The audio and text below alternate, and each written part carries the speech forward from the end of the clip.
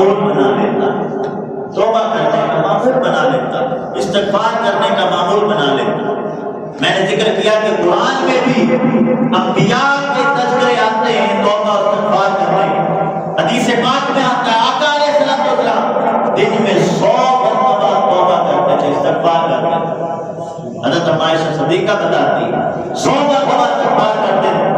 پوچھا یا رسول اللہ آپ تو معصوم ہیں، آپ کیوں توبہ کر رہے ہیں، آپ کیوں استغفار کر رہے ہیں؟ تو ایک بات بتاتا چلوں، نبی کی جو توبہ ہوتی ہے، نبی کا جو استغفار ہوتا ہے وہ 4 وجہ سے ہوتا ہے، 4 وجوہات ہوتی ہیں۔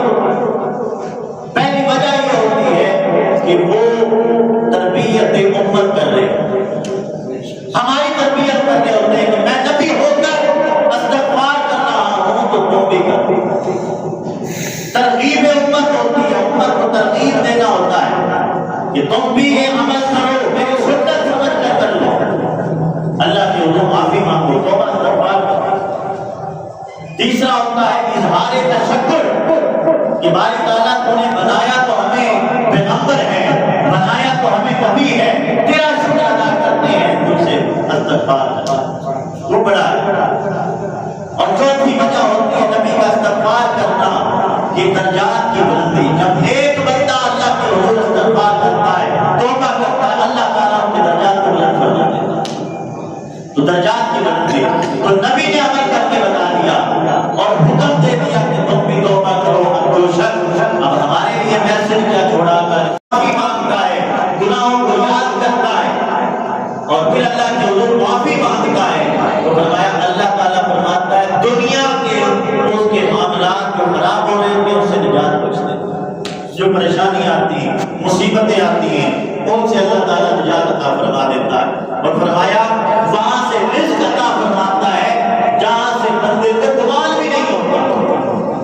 جو توبہ کا معمول بنا لے، جو استغفار کا معمول بنا لے، اللہ تعالیٰ اس کو وہاں سے رزق دیتا ہے جہاں سے بندے کو گمان بھی نہیں ہوتا، رزق کی برآمدی ہو جاتی ہے۔ تو توبہ رزق کو بھی بڑھاتی ہے، توبہ اللہ کا محبوب بنا دیتی ہے، توبہ گناہوں کو مٹا دیتی ہے، توبہ اللہ اس کے رسول کی فرما برداری میں اللہ کے قریب کر دیتی ہے۔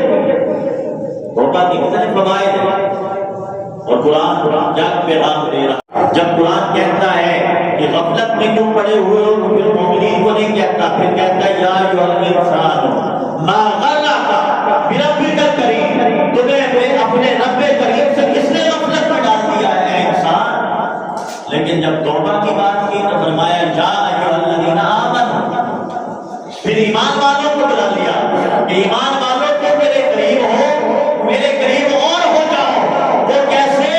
فرمایا توبوا الی اللہ توبۃ نصوحا، اللہ کے حضور کامل توبہ کرنا، کامل توبہ کرنا، صدق